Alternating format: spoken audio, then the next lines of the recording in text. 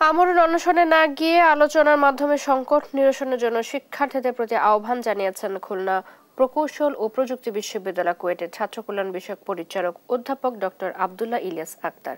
সোমবার দুপুরে ক্যাম্পাসের স্টুডেন্ট ওয়েলফেয়ার সেন্টারে সংবাদ সম্মেলন করে একথা বলেন তিনি। অধ্যাপক ইলিয়াস বলেন, আজ বিকেলে শিক্ষার্থীদের অনশন করার কর্মসূচি রয়েছে, তাদেরকে বোঝানো হয়েছে। তিনি আশা প্রকাশ করেন শিক্ষার্থীরা সিদ্ধান্ত পরিবর্তন করবে, তবে এই আহ্বানে সাড়া দেননি শিক্ষার্থীরা। আমরা আশা করতেছি যে এই সমস্যাটার তাড়াতাড়ি একটা সমাধানের ভিতরে আসবে। ছাত্ররা যেহেতু আমাদের সাথে বসছে, এটা ইঙ্গিত করে যে আমাদের একটা সমস্যা সমাধানের দিকে যাচ্ছে। এদের আরও এখানে কিছু প্রোগ্রাম ছিল, তারা এখনও আমরা আশ্বস্ত না যে সেই ব্যাপারে ওরা কোন দিকে যাচ্ছে। যে ওদের অনশনের কিছু কথাবার্তা আমরা শুনে আসতেছি, সেটা দুপুর 3টার দিকে ওদের করার কথা। তা আমাদের আলোচনার পরিপ্রেক্ষিতে সেটা এখন কোন দিকে যাবে স্পষ্ট বলা যাচ্ছে না, তবে আমরা আশা করতেছি হয়তো সেটা হবে না।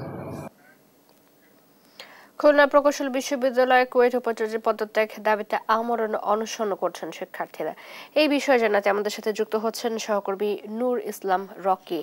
রকি, কি কারণে উপাচার্যের পদত্যাগ চান শিক্ষার্থীরা, কি বলছেন তারা এই বিষয়ে? খুলনা প্রকৌশল ও প্রযুক্তি বিশ্ববিদ্যালয়ের উপাচার্য প্রফেসর ডক্টর মাসুদকে অপসারণের দাবিতে কিন্তু সাধারণ শিক্ষার্থীরা অনশন শুরু করেছে। কিছু সময় আগেই কিন্তু তারা ছাত্র কল্যাণ যে পরিচালক কেন্দ্র আছে, এইখানে কিন্তু সাধারণ শিক্ষার্থীরা, দর্শক আপনারা দেখতে পাচ্ছেন যে তারা অনশন শুরু করেছে। এর আগে আজ সকালে কিন্তু ছাত্র কল্যাণ পরিচালক সাধারণ শিক্ষার্থীদের সাথে একটি বৈঠক করেছে, তবে বৈঠকে আসলে তেমন কোনো সমাধান না হয় কিন্তু সাধারণ শিক্ষার্থীরা তাদের আন্দোলন অব্যাহত রেখেছে।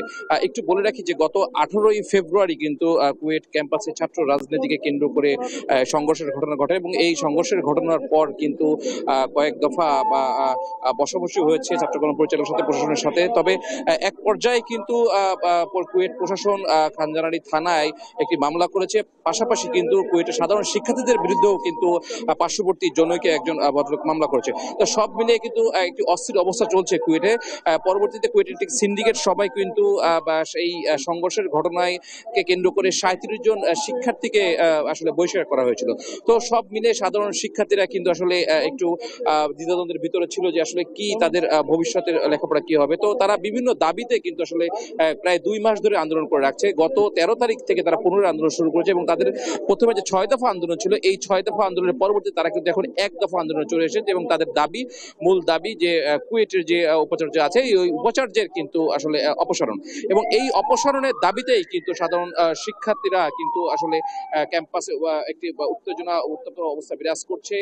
হল খোলাকে কেন্দ্র করেও কিন্তু কয়েক দফা ঝামেলা হয়েছে। সিন্ডিকেটের সিদ্ধান্তকে অমান্য করেই কিন্তু কুয়েটের সাধারণ শিক্ষার্থীরা কিন্তু বেশ কয়েকটি হল তালা ভেঙে প্রবেশ করছে এবং এখন অবধি কিন্তু কুয়েটের শিক্ষার্থীরা হলে প্রবেশ করছে। একটু জানিয়ে রাখি, সিন্ডিকেট সবার সিদ্ধান্ত অনুযায়ী কিন্তু হল খুলে দেওয়ার সিদ্ধান্ত ছিল আগামী 2রা মে এবং একাডেমিক কার্যক্রম 4ঠা মে হওয়ার কথা ছিল।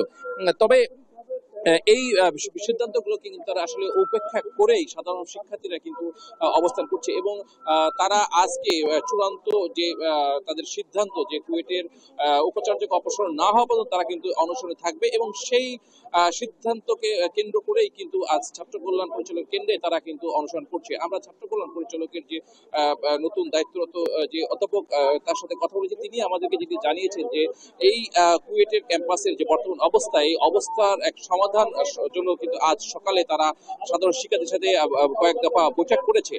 তারা আশ্বস্ত করেছিল যে কুয়েটের যে শিক্ষার পরিবেশ পরিস্থিতি, এটা কিন্তু পুনরায় ফিরে আনা হবে। তবে তারা 12টার দিকে একটি প্রেস কনফারেন্স করেছিল আমাদের সাথে। তারা যেটি আমাদেরকে জানিয়েছে যে শিক্ষার্থীদের সাথে আলোচনা হয়েছে, খুব দ্রুত কুয়েটের স্বাভাবিক কার্যক্রম, শিক্ষা কার্যক্রম একটি সন্তোষজনক বা একটু সুস্থ অবস্থায় ফিরে আসবে এমনটা প্রত্যাশা ছিল। তবে এই বৈঠককে আসলে প্রত্যাখ্যান করেই সাধারণ শিক্ষার্থীরা কিন্তু কিন্তু বিকেলে অনশনের আসলে তারা নেমে পড়েছে এবং তাদের এই অনশন করে তারা দাবি করছে এবং তাদের যে দাবি, যে মূল দাবি শিক্ষার্থীদের নিরাপত্তা, শিক্ষা কুয়েট ক্যাম্পাসে রাজনীতি মুক্ত সহ অনেকগুলো দাবি ছিল, কিন্তু সেই সকল দাবি কিন্তু আসলে প্রশাসন মানছে না, যার কারণেই কিন্তু সাধারণ শিক্ষার্থীরা কুয়েট ক্যাম্পাসের এই যে উপাচার্য আছেন এই উপাচার্য অপসারণের দাবি করেছে এবং এই দাবির প্রেক্ষিতে এই অনশন চলছে এবং তাদের দাবি মেনে না নেওয়া পর্যন্ত তারা কিন্তু এই অনশন চালিয়ে যাবে, এমনটাই প্রত্যাশা বলছে সাধারণ শিক্ষার্থীরা। খুলনার কুয়েট থেকে এটা ছিল আমার কাছে সর্বশেষ সংবাদ।